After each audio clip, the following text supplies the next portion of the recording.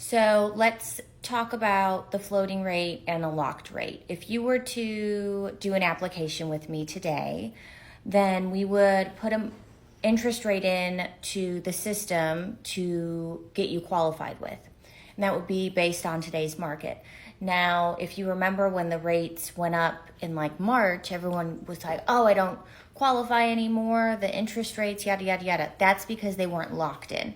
And so the general rule of thumb is you get locked in when you find a property address. So if we were to do an application today, you would have like a floating rate.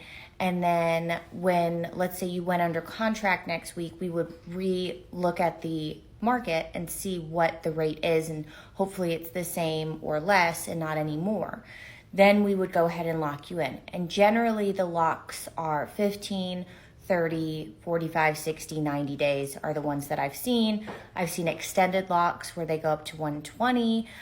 We have an extended lock for new construction that is 6 months or 12 months. So normally when you go under contract and you have a property address is when you lock in your interest rate.